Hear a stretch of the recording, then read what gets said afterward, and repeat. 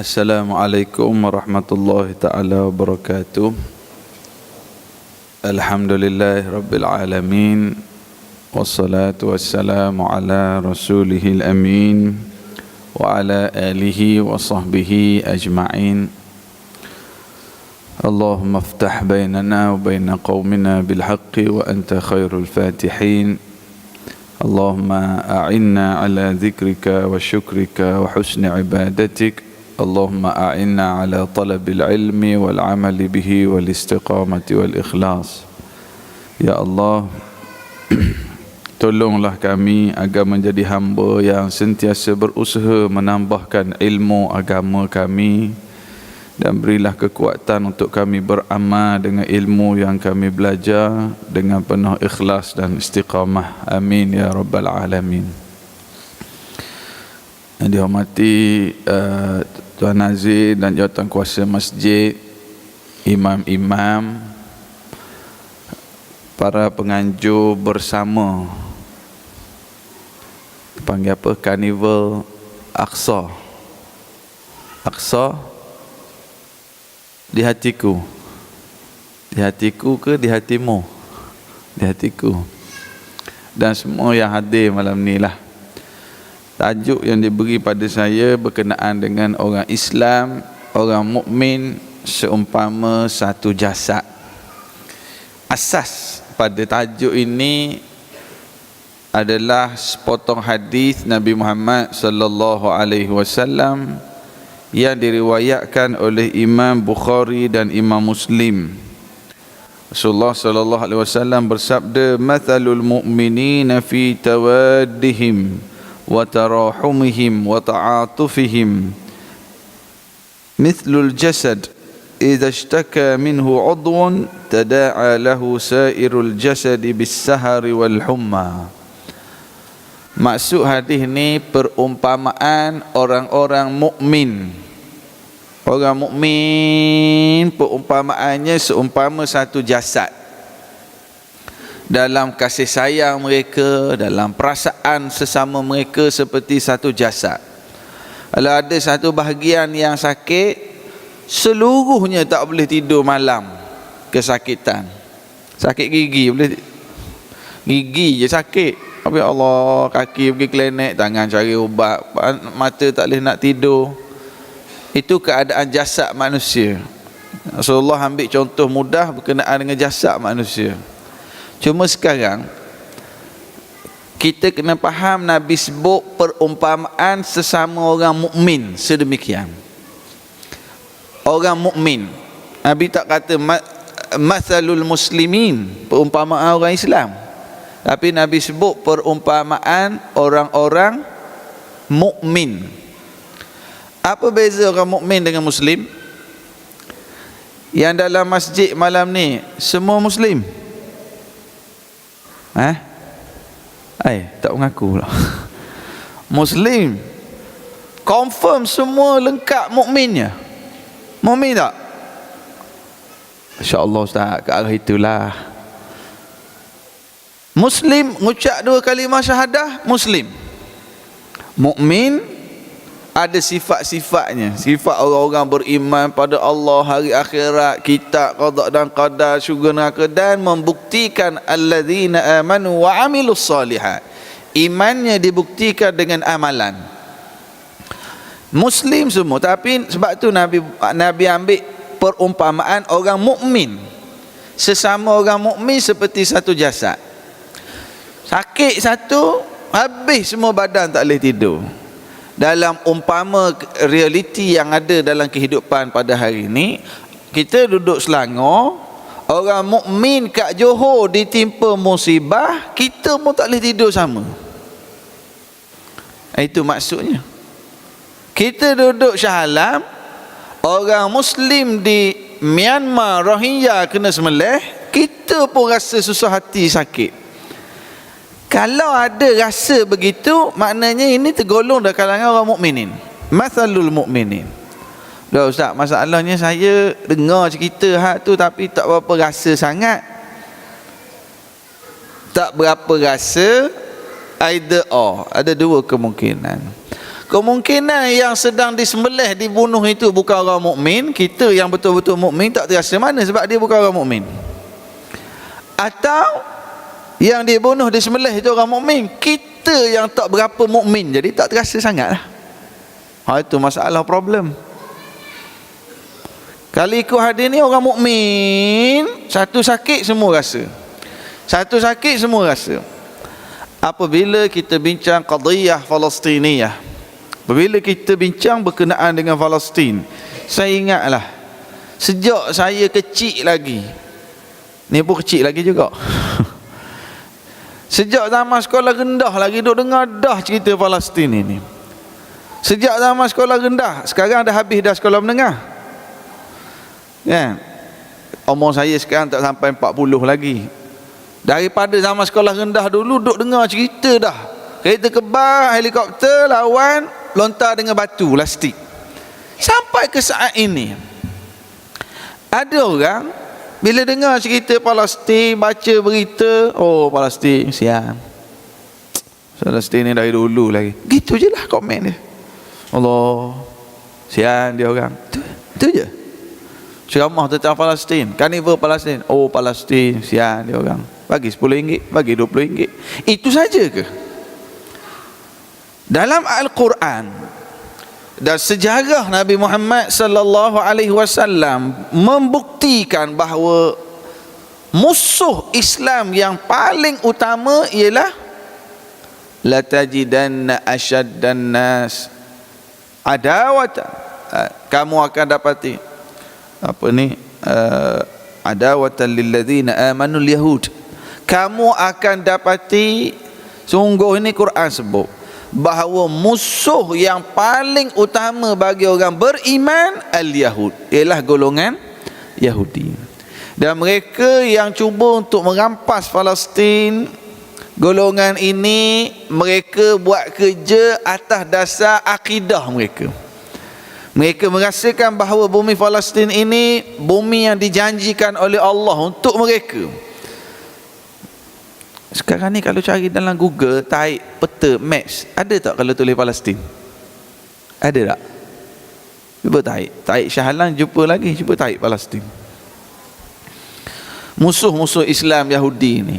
Jadi mereka merancang, mereka buat strategi melemahkan negara-negara Arab di sekeliling. Sekarang ni siapa yang menghalang, siapa yang tak buka sempadan untuk masuk bantuan makanan, untuk masuk bantuan ketenteraan untuk bantu umat Islam di Palestin? Negara Arab yang sekeliling tu.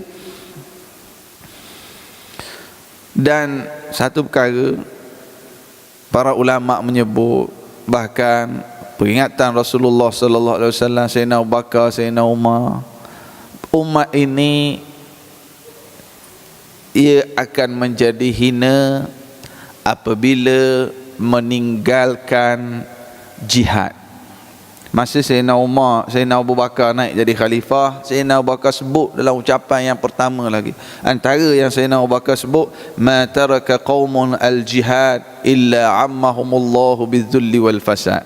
Satu kaum apabila meninggalkan jihad, dia akan diumumkan, seluruh kaum itu akan jadi hina dan keji.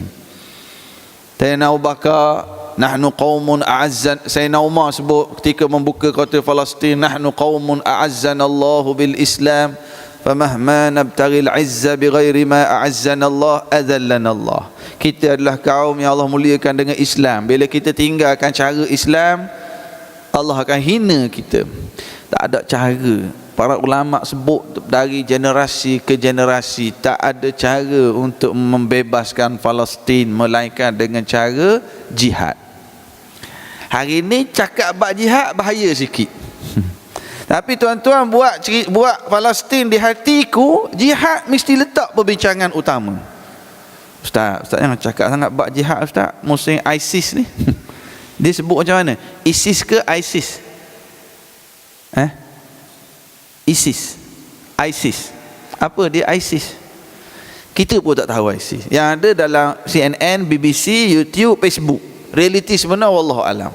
Tuan-tuan perasan tak, tahun 90-an, awal 2000, satu istilah Al-Qaedah.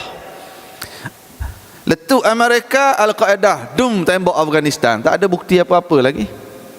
Al-Qaeda tergelar Al-Qaeda, ISIS pula. Wallahu alam, saya bukan nak ajak pada Al-Qaeda, bukan nak ajak pada ISIS, tapi nak beri peringatan yang Sayyidina Abu Bakar sebut, satu kaum apabila meninggalkan jihad, mereka akan jadi hina.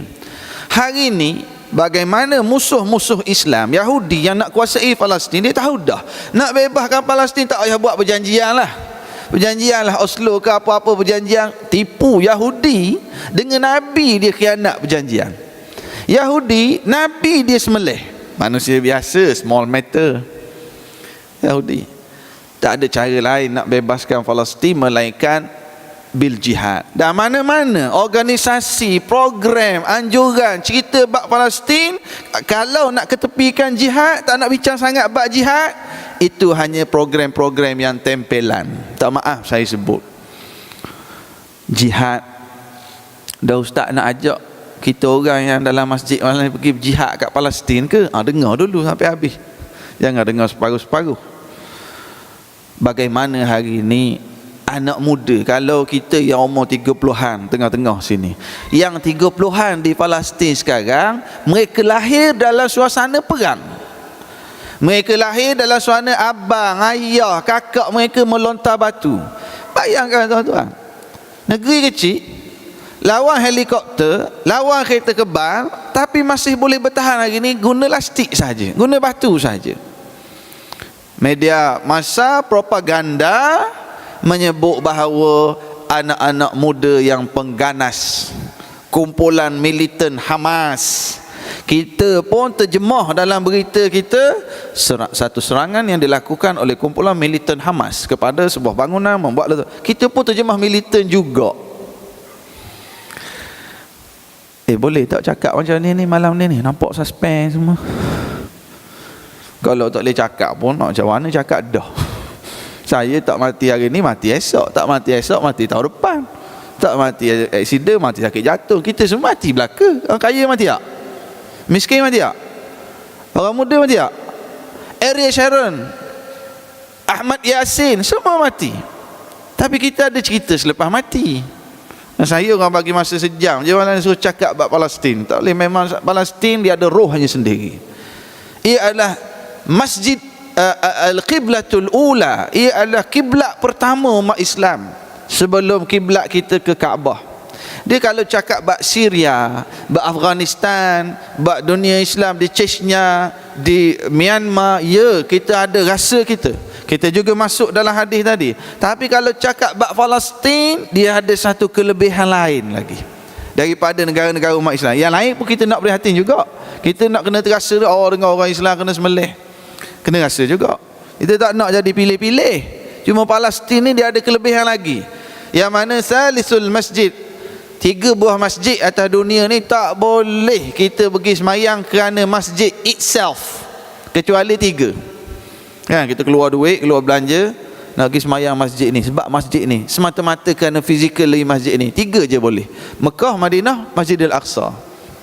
Dan masjid ni ustaz, saya seronok datang masjid ni sebab parking senang, sebab ada aircon, ada majlis ilmu. Boleh tak gitu? Boleh, tak ada masalah. Tapi saya nak pergi masjid ni sebab semayang masjid ni fadilat dia besar, itu tak boleh. Adanya 3 saja. Oh, saya suka datang masjid ni ustaz, tak payah naik tangga banyak, pak wuduk dia senang, selesa. Orang perempuan dengan kuliah nampak, boleh tak? Silakan, boleh. Tapi kerana faktor fizikal tadi, kan, dekat dengan rumah, saya ada sentimental value, saya akad nikah masjid ni dulu, tak apalah. Tapi kalau saya seronok datang masjid ni sebab saya rasa macam ada fadilat khusus, itu tak boleh. Masjid ni, masjid negeri, masjid Shah-Alam, masjid lain, masjid mana pun sama, yang disebabkan physically masjid itself, kecuali 3: Mekah, Madinah, Masjidil Aqsa. Ustaz, saya duduk seksyen 13, tapi saya suka pergi masjid negeri sebab majlis ilmunya banyak. Saya suka berada dalam majlis ilmu. Silakan kalau majlis ilmu. Ustaz, saya suka pergi masjid negeri sebab keadaannya lahir saya rasa macam besar sikit pahala semayang kat sana. Tak boleh, sama je. Masjid ni, masjid negeri, masjid mana-mana pun, yang physically masjid ada kelebihan 3. Dan sebab itulah kita kata ada unsur akidah apabila sebut qadiyah Palestiniyah. Tapi musuh-musuh Islam, Yahudi yang menguasai dunia hari ini, dia orang buat propaganda. Sebut bab jihad, ni pengganas. Nabi Muhammad sallallahu alaihi wasallam hadir ke medan jihad, perang Badar, perang Uhud, perang Ahzab, beberapa jenis peperangan. Para sahabah. Cuma saya sebut dengan jangan dengar separuh. Saya nak sebutnya bahawa kita perlu memahami ini adalah asas yang utama. Bukan nak kata kalau gitu kita kena pergi perang semua, ustaz. Kita tengok tugas dan tanggungjawab kita di tempat kita. Antara tugas dan tanggungjawab kita di tempat kita, kita buat program-program seumpama ini, memberi kesedaran pada masyarakat, kutik derma dan sebagainya. Tapi barat mereka akan sentiasa buat gitu. Saya nak sebut satu perkara sikit. Saya ingat dulu ada seorang kawan saya, dia ni kerja tukar masak hotel. Pakar, dia panggil apa? Chef ke chef? Chef ke chef? Tajwid tak berapa betul ni. Ikutlah tukar masak hotel lah, hotel besar kat KL ni. Dia cerita ada 2 orang chef lagi dari Vietnam datang bertugas, baru masuk bertugas sekali dengan dia di hotel ni. Lalu kenalan saya ni, dia tegur Vietnam tu, oh Viet Cong, sebut Viet Cong. Dia tengok cerita Rambo banyak. Viet Cong. Terus 2 orang Vietnam tu bagi tahu dia, brother, tak apalah, mungkin kamu tak tahu, tapi kita ni kerja sekali, aku nak beritahu, lepas ni jumpa mana-mana orang Vietnam, jangan sebut Viet Cong. Sebab Viet Cong ini satu istilah yang diperkenalkan oleh Amerika tahun 70-an dulu. Perang Amerika, perang tak boleh nak tawan Vietnam. Semiskin-miskin Vietnam tu, Amerika tak boleh tawan. Dia tembak ku atas, dudun, dia turun, dia kena sembelih. Dia tak boleh nak tawan Vietnam. Jadi macam mana dia buat propaganda, buat filem Rambo, Chuck Norris, Name Tour of Duty. Setiap kali perang menang semua Rambo. Seorang je Rambo menang. Menang semua Rambo, tak pernah kalah Rambo. Dia orang propaganda, dan dunia melihat ada satu kaum yang jahat namanya Viet Cong. Propaganda mereka. Bila kawan saya yang chef tadi cerita hal ni pada saya, terus terlintas dalam kepala, Allah, tahun 80-an Amerika buat filem wujudkan istilah Viet Cong. Ingat cerita dulu semua penjahat Viet Cong, rendah orang dalam babi, seksa orang, bunuh orang. Viet Cong. Terus saya terlintas, ya Allah, bagaimana tahun masa cerita ni, masa musim zaman Al-Qaedah. Tahun 90-an, tahun 2000 Amerika popularkan istilah Al-Qaedah. Dulu dia buruk ke orang Vietnam, sekarang dia buruk ke orang Islam guna nama Al-Qaedah.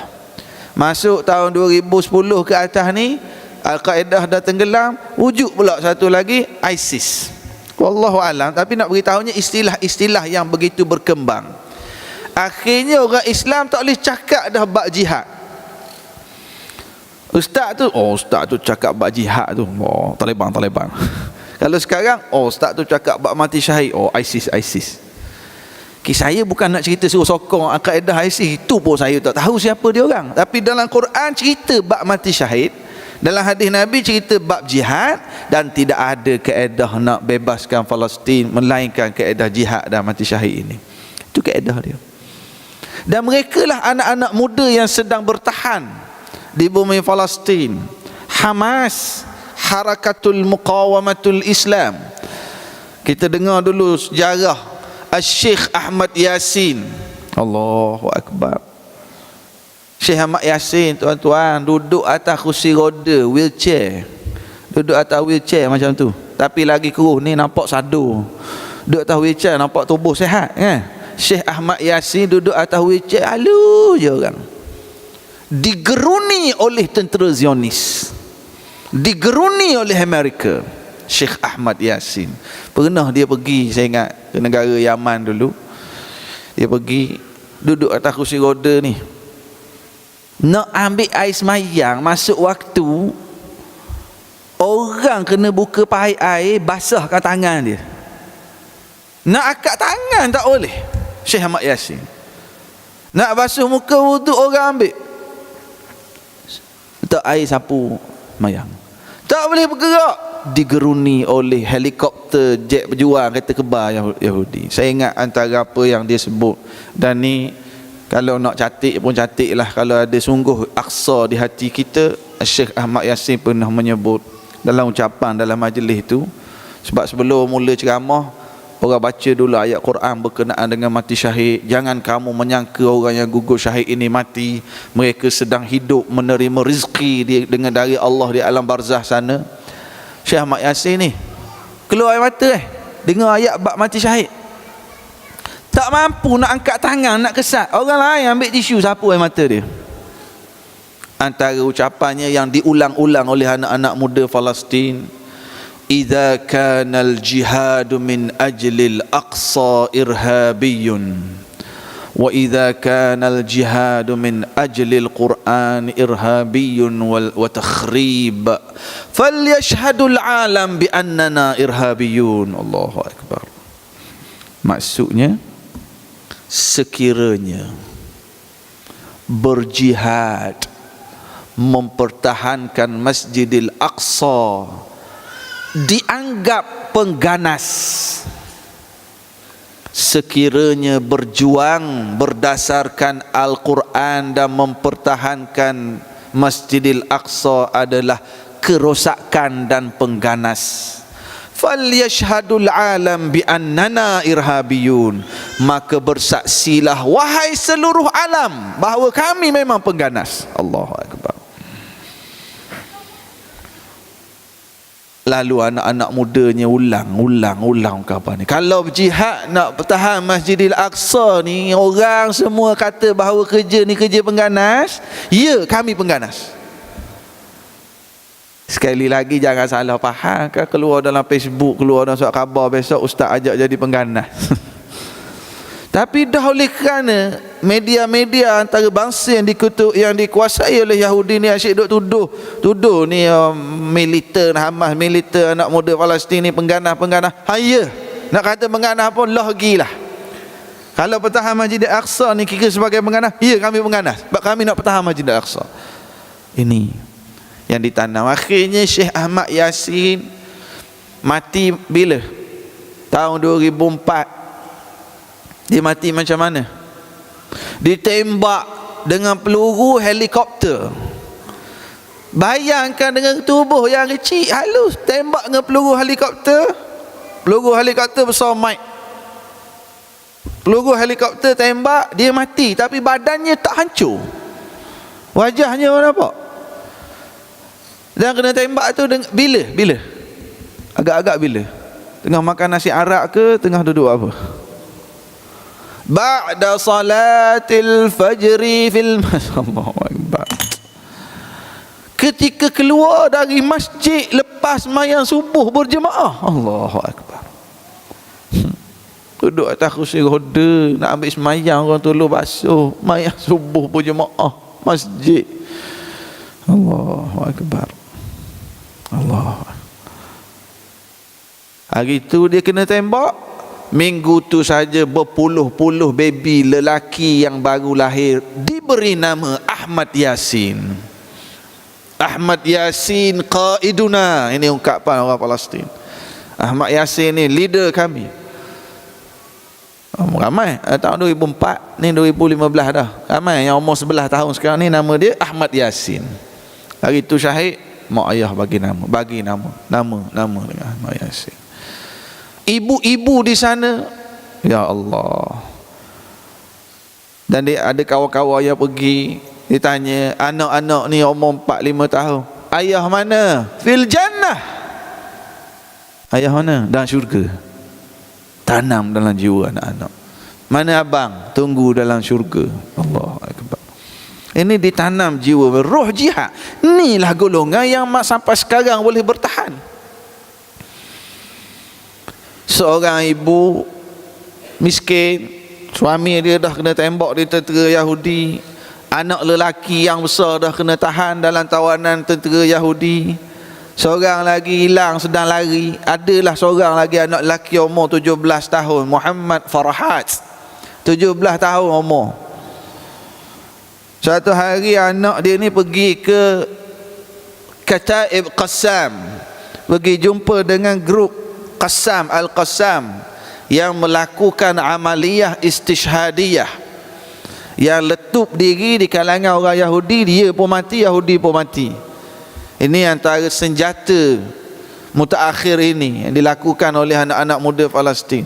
Budak umur 17 tahun pergi jumpa Kataib Qassam.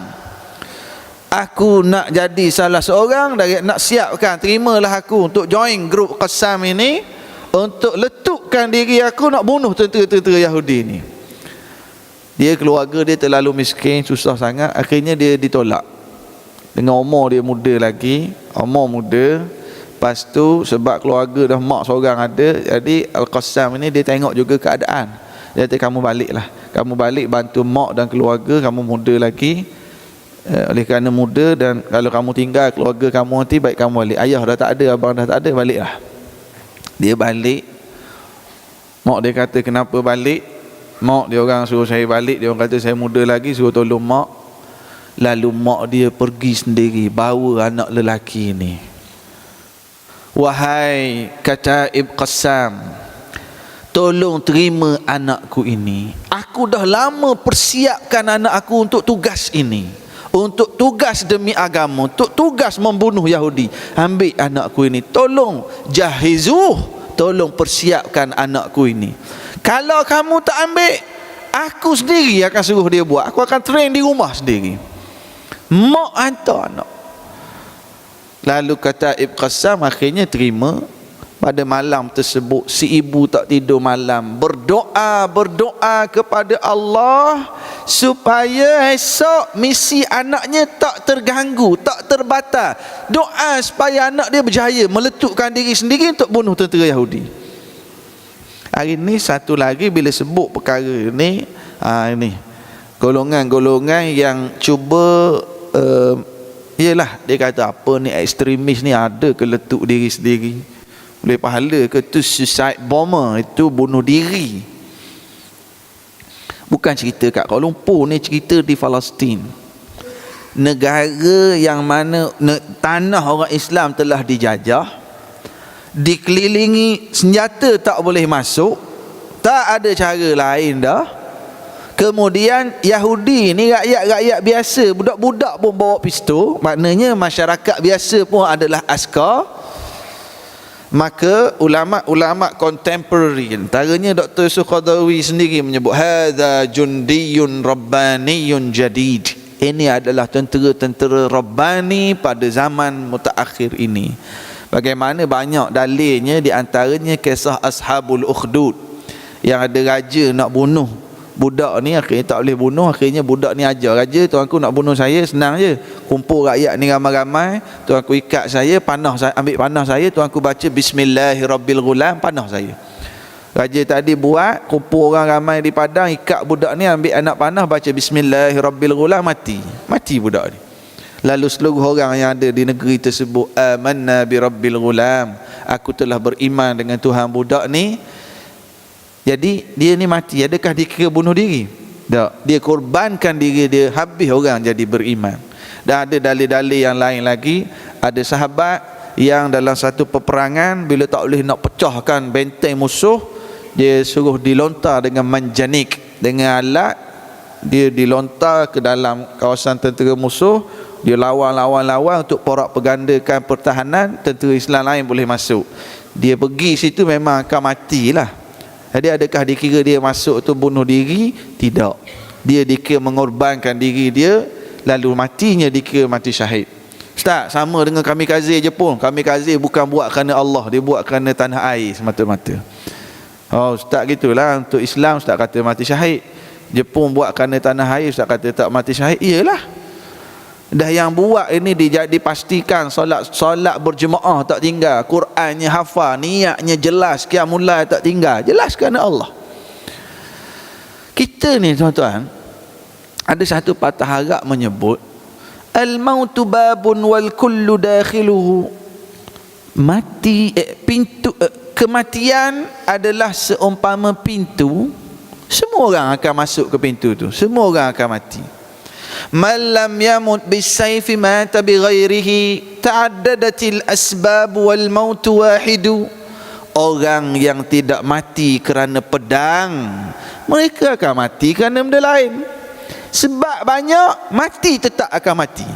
Tetap mati. Orang tak mati kerana pedang, kerana berjuang agama, dia mati juga. Macam mana? Darah tinggi, sakit jantung, sakit go out. Dia kat sendi, kat kaki sakit. Go out tak? Dia panggil apa? Kanser, accident, mati juga. Yang mati kerana pertahankan Masjidil Aqsa, mati juga. Ta'addadatil asbab wal maut wahidu. Sebab mati banyak, tapi pilihlah dengan mati kerana pertahankan agama. Dia cerita bab Palestin ini memang ialah tidak ada ruang untuk kita bergurau. Tidak ada, dia memang perbincangan yang serius berdasarkan hadis yang kita baca tadi. Tapi saya kadang sedih juga. Ada seorang makcik ni doa panjang. Doa apa makcik? Doa Palestin, doa. Oh, kenapa tiba-tiba makcik doa sangat ni? Tak ustaz, anak saya dia ada di Palestin sekarang bersama dengan NGO, hantar bantuan keuangan, perubatan, hantar makanan. Kita ada NGO tu banner hospital. Alhamdulillah. Cik doa, ya ustaz, doalah supaya Allah Ta'ala jaga Palestin, jaga geruk dia. Alhamdulillah, bagus cik. Lepas 2 minggu dia tak nampak dah doa macam hari tu. Semangat doa. Cik, tak doa untuk Palestin dah ke? Dah, anak saya balik dah. Misi anak saya tu balik dah, berjaya dah, balik dah. Lepas tu tak doa lah untuk Palestin. Yelah, anak saya balik dah, doalah juga ustaz. Jadi dia merasakan nak doa untuk Palestin masa anak, masa suami dia ada sana pergi misi bantuan. Anak suami dia balik, tak apa semangat dah nak doa. Itu kita bimbang, kita tak masuk dalam hadis masalul mukminin. Kita bimbang, kita ni tak kategori mukmin lagi. Sebab tu kita tak terasa. Allahu Akbar. Jadi para sahabat daripada zaman Rasulullah sallallahu alaihi wasallam, generasi seterusnya, mereka ini melihat perkara seumpama ini adalah tuntutan agama. Dan hari ini okey, pendek ceritanya, apa yang perlu kita buat? Allah Ta'ala menyebut intan surullaha yansurkum. Oh, dia banyak nak main takak ni, cakap bab jihad-jihad mati syahid. Allah ustaz takut dah. Ya, lemahnya iman kita tak. Palestin. Hari ni orang Palestin sendiri nak balik ke negara dia, dia dihalang, tak boleh nak masuk ke negara dia. Tapi anak-anak kecil, ada anak-anak yang ditanya, nak tak kami bawa keluar? Sekarang ni ramai banyak NGO kita, alhamdulillah, pergi hantar bantuan. Bahkan ada yang ambil anak angkat orang Palestin, salur duit dan sebagainya. Mereka tak nak keluar dari Palestin. Bila diajak, jomlah balik, jomlah kita balik, kita ikut balik ke mana, tak nak. Sebab bagi mereka, kalau kami keluar dari bumi Palestin, itulah yang dikehendaki oleh Yahudi. Kami tak akan keluar. Nak hantar bantuan, hantar bantuan. Dan sebenarnya mereka ini terus bertahan. Kita kalau tak terlibat bantu, mereka akan terus bertahan. Kita yang rugi sebab tak dapat tumpang pahala. Saya ingat dulu ada, masa saya belajar di Yaman dulu, ada seorang student Palestin belajar kat Yaman juga. Jadi dia on the way balik ke Palestin, dia naik bas, ganah bawa-bawa ni, dia terjun je dia lari dari bas, ambil pasport, dia masuk ke Mekah buat haji. Patutnya tak ada visa, tapi dia masuk senyap-senyap. Dia cakap dengan dia kat Masjidil Haram, saya ingat lagi. Saya kata, kamu masuk gini je, visa tak ada. Dia kata, aku tak tahu bila lagi aku boleh sampai ke Mekah. Aku nak selesai dulu rukun Islam ni. Umur masa tu dalam 24 dia. Saya sebut, saya kata, bekas Imam Masjidil Aqsa, Syekh Mahmud Siam. Syekh Mahmud Siam ini ketua cawangan Hamas di Yaman. Dia biasa datang Malaysia ni, janggut putih gemuk, tongkat tu. Biasa bulan Ramadan dia datang Malaysia dari Yaman. Dia datang, dia ceramah tarawih, dia buat kutipan derma. Alhamdulillah, orang masyarakat kita ni alhamdulillah memang sentiasa menyumbang. Kadang 400,000, 500,000 dia bawa balik, beli senjata, beli ubat, beli makanan. Syekh Mahmud Siam ni. Jadi saya masa kat Masjid Haram tu duk cakap dengan dia ni, umur 24. Saya kata di Malaysia biasa Syekh Mahmud Siam datang ceramah, cerita tentang Palestin, kutip derma, bawa balik dana, bantu. Dia kata, Asy-Syekh yarji'u bil amwal wa ana arja' bis syabab. Dia kata, Syekh balik membawa harta sumbangan masyarakat untuk orang Palestin. Syekh menyediakan harta keuangan. Aku balik, aku akan menyediakan asy-syabab, anak-anak muda yang akan mempertahankan Masjidil Aqsa. Orang muda ni, aku nak settle haji dulu, aku balik, aku tak tahu dah aku boleh keluar lagi bila. Ini jiwa mereka, jiwa anak-anak muda mereka, sentiasa bersemangat. Mati syahid menjadi cita-cita tertinggi mereka. Yang kita sebut amaliyah istishhadiyah tadi, akhirnya yang mak yang bawa anak umur 17 tahun tu, oleh kerana mak ni bersungguh, doa lagi biar anak aku berjaya esok. Maksudnya dia ni, apa maksud amaliyah istishhadiyah ni? Dia pakai bom di badan dia, dan dia pergi ke tempat orang Yahudi ramai, dia letup. Maknanya dia sendiri menjadi peluru. Dia sendiri duduk dan dia letup. Dan ini menggerunkan orang Yahudi. Mati. Dan orang Yahudi dikira sebagai semuanya adalah tentera dia, sebab semua bawa senjata. Mak tolong doa supaya esok berjaya. Allahu akbar. Ini khansa di zaman moden. Siapa dia khansa? Khansa adalah seorang perempuan, seorang sahabiyah pada zaman Rasulullah sallallahu alaihi wasallam.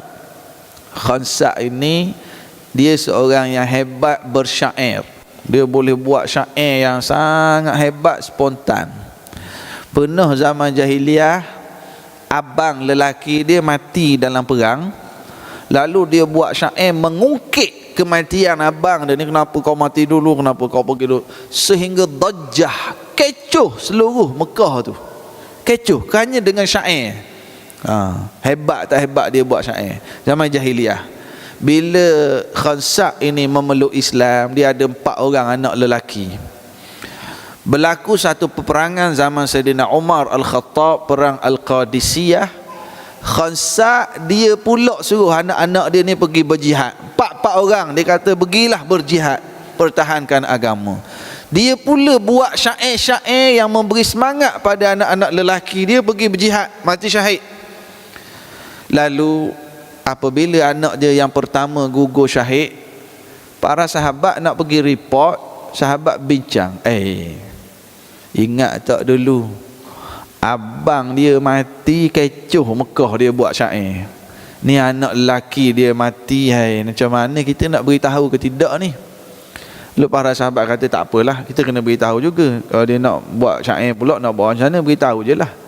Lalu para sahabat pergi jumpa Khansa. Si ibu ini, anakmu yang pertama telah gugur syahid. Khansa kata, Alhamdulillah. Lalu para sahabat pun, Alhamdulillah dah, faham lah tu, okey tu. Gugur syahid yang kedua, para sahabat pergi report. Khansa kata, Allahu Akbar, walillahil hamd. Para sahabat kata, faham sangat dah tu. Yang ketiga gugur syahid, dia beritahu Khansa, Alhamdulillah, anak aku telah syahid. Bila yang keempat gugur syahid, para sahabat pergi, Khansa diam. Bila dengar yang keempat pun dah mati juga, dia diam, berubah muka dia sedih. Jadi sahabat-sahabat lain ni, Tadi okey je ni, yang mati yang keempat ni kan datang perangai jahiliah lama kan. Macam mana ni? Dah sedih pula tadi, happy je anak syahid. Lalu para sahabat bertanya, wahai Khansa, tadi kami bagi tahu hak ni gugur syahid kamu nampak gembira. Kenapa yang keempat ni sedih semacam? Kamu sayang sangat ke yang keempat ini? Khansa berkata, tadi aku gembira mendengar anak-anakku gugur syahid, dan inilah hasrat hatiku. Bila diberitahu yang keempat ini juga telah gugur syahid, aku merasa sedih sebab memikirkan dah tak ada dah anak lelaki untuk aku hadiahkan untuk Islam. Allahu Akbar. Tak ada dah anak aku untuk aku suruh pergi mati untuk Islam lagi. Sebab tu aku sedih, tak ada dah anak lelaki. Sebab tu si ibu pada Muhammad Farahat tadi digelar sebagai Khansa'ul Yaum. Dia digelar sebagai Khansa' zaman sekarang. Cuma gitulah.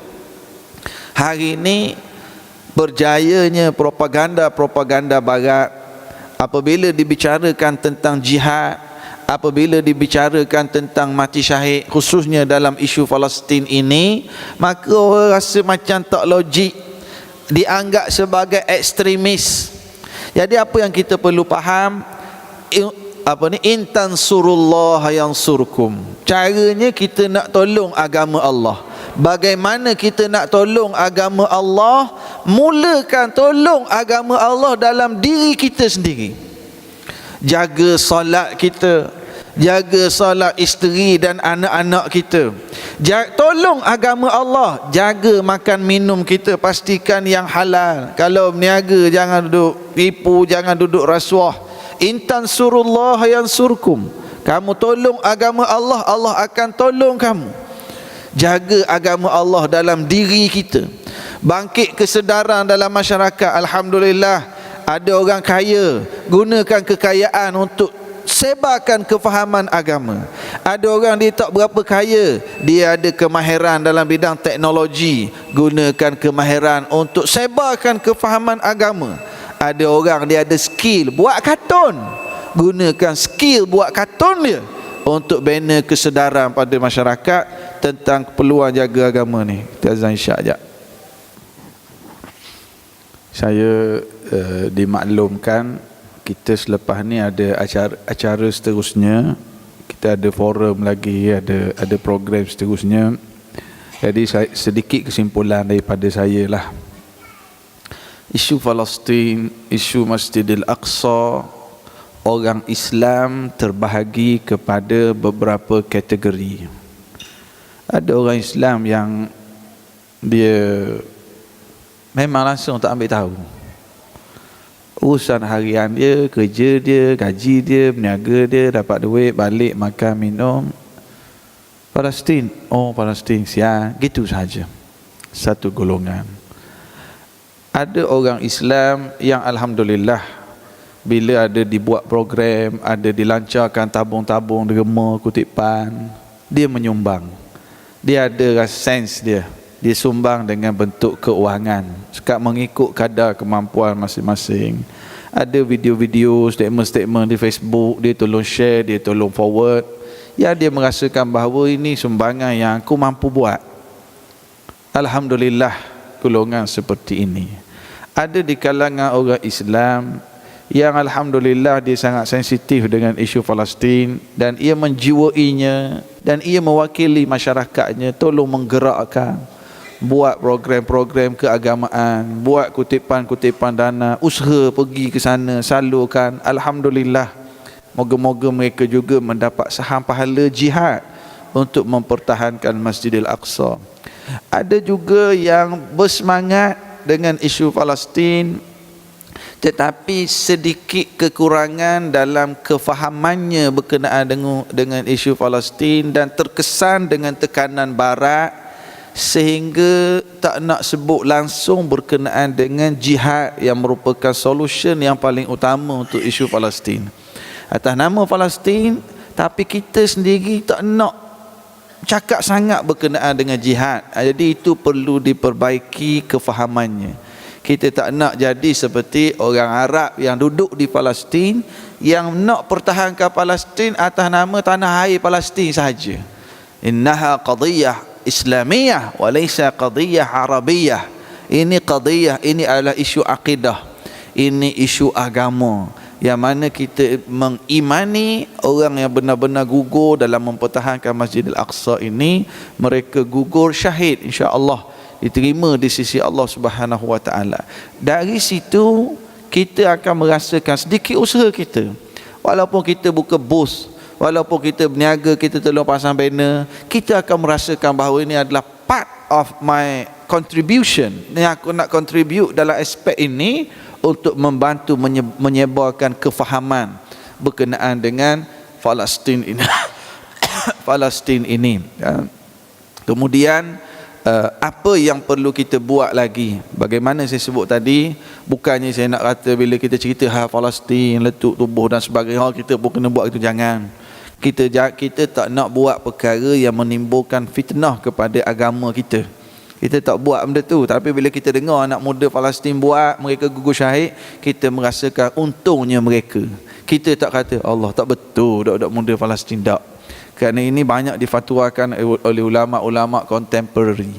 Kalau tak mampu untuk kita kata kebenaran, jangan kata keburukan. Jangan, ini kita tak tahu apa realiti yang berlaku di bumi Palestin sana, dugaan-dugaan dan cabaran yang mereka sedang hadapi di sana. Moga-moga paling kurang sampailah doa kita kepada mereka di sana. Tak boleh banyak pun, sampailah sedikit duit kita kepada umat Islam di sana. Moga-moga di hari akhirat nanti adalah juga jawapan kita dengan Allah Subhanahu wa taala. Bismillahirrahmanirrahim. Alhamdulillah Rabbil Alamin, hamdan yuafi ni'amahu wa yukafi'u mazidah. Allahumma a'izzal Islam wal muslimin, wansur ad-du'ata wal mujahidin wal mazlumin wal mustad'afin. Ya Allah, muliakanlah Islam dan orang-orang Islam. Kurniakanlah pertolongan-Mu kepada golongan yang berjuang dan mempertahankan agama-Mu, ya Allah. Kurniakanlah pertolongan-Mu kepada para pendakwah yang menyebarkan agama-Mu, ya Allah. Allahumma qawwi azaimahum wa thabbit aqdamahum, ya Allah. Kurniakanlah pertolongan-Mu kepada golongan yang tertindas dan dizalimi kerana agama Islam ini, ya Allah. Kurniakanlah kesabaran kepada mereka. Kurniakanlah kekuatan kepada mereka untuk terus istiqamah menghadapi pelbagai jenis ujian di atas muka bumi ini, ya Allah. Allahumma qawwi azaimahum wa thabbit aqdamahum wajma' kalimatahum, ya Allah. Kuatkanlah keazaman mereka, ya Allah. Satukanlah hati-hati mereka, ya Allah. Tepatkanlah tembakan-tembakan mereka, ya Allah. Terimalah yang telah gugur syahid dari kalangan mereka, ya Allah. Allahumma wahid sufufahum. Allahumma ansur ikhwanana al-mujahidin fi Palestin. Allahumma ansur ikhwanana al-mujahidin fi Gazzah. Allahumma lakal mujtaba wa lakal syakwa, ya Allah. Kurniakanlah pertolongan-Mu kepada saudara-saudara kami yang sedang berjihad di bumi Palestin, di bumi Gaza, ya Allah. Rumah-rumah mereka dihancurkan, diletup, ya Allah. Anak-anak mereka disembelih di hadapan mata mereka, ya Allah. Para suami dibunuh, ya Allah. Para isteri menjadi janda, ya Allah. Mereka tidak cukup makanan dan minuman, ya Allah. Kami di sini membazirkan rezeki anugerah-Mu bersama anak-anak kami, ya Allah. Mereka menangis di malam hari, ya Allah. Mereka tidur dalam keadaan ketakutan, tetapi kami di sini bersama keluarga begitu enak, ya Allah. Sehingga ada kalanya melupakan kewajipan salat subuh dan salat-salat yang lain, ya Allah. Saudara-saudara kami di sana dalam keadaan kesejukan, tanpa selimut dan baju, ya Allah. Kami begitu selesa di sini, ya Allah. Janganlah Kau hukum kami, ya Allah. Lontarkanlah ke dalam hati-hati kami ini sedikit rasa bersama dengan mereka di sana, ya Allah. Lontarkan jiwa jihad di dalam hati kami dan ahli keluarga kami, ya Allah, untuk turut rasa apa yang mereka rasa, ya Allah. Ya Allah, Ya Rahman, mereka kesakitan dan tidak cukup ubat, ya Allah. kami begitu senang mencari doktor dan rawatan ya Allah. Mereka tidak cukup tempat untuk berlindung ya Allah. Kami begitu selesa di tempat kami ya Allah. Ya Rahman ya Rahim, janganlah kau hukum kami kerana kelalaian kami, kekurangan kami di dalam membantu saudara-saudara kami ya Allah. Allahumma dammir a'da'aka a'da'ad-din. Allahumma baddid syamlahum wa farriq jam'ahum wa shattid kalimatahum wa zalzil aqdamahum wa sallit alaihim kalban min kilabik ya Qahhar ya Jabbar ya Muntaqim ya Allah.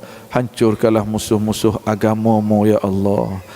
Goncangkanlah penderian mereka ya Allah. Pecah belahkanlah sesama musuh-musuh agamamu ya Allah. Allahumma rudda kaidahum ala nuhurihim. Patah balikkanlah segala perancangan jahat ke atas batang tengkuk mereka sendiri ya Allah. Allahumma alaika bil yahudi wan nasara fa innahum la yu'jizunak. Allahumma arina fihim yawman aswada ka yawmi 'adin wa thamud ya Allah. Kami berserah kepadamu kejahatan Yahudi dan Nasrani. Kami berserah kepadamu kejahatan mereka ya Allah. Mereka sekali-kali tidak mampu untuk melemahkanmu ya Allah. Perlihatkanlah kepada kami azab ke atas mereka ya Allah, sebagaimana azab kaum 'Ad dan Thamud ya Allah. Allahumma alaika bi'awanihim wa hulafaihim minna minal ilmaniyyin al munafiqin. Kami berserah juga kepadamu ya Allah, golongan yang bersekongkol dan menjadi tali baru Yahudi dan Nasrani yang berada di kalangan kami, di kalangan orang-orang munafikin dan golongan sekular yang membenci agamamu ya Allah. Hanya kepadamu kami berserah kejahatan golongan ini ya Allah. Ya Rabbana la tuzigh qulubana ba'da idh hadaitana wa hab lana min ladunka rahmah innaka antal wahhab. Ya Allah, janganlah kau pesongkan hati-hati kami setelah kau beri petunjuk pada kami ya Allah. Kekalkanlah kami dalam hidayahmu ya Allah. Kurniakanlah kepada kami ikhlas dan istiqamah sehingga ke akhir hayat kami ya Allah. Rabbana atina fid dunya hasanah wa fil akhirati hasanatan wa qina adzaban nar. Wa sallallahu ala sayyidina Muhammad wa ala alihi wa sahbihi ajma'in. Walhamdulillahirabbil alamin.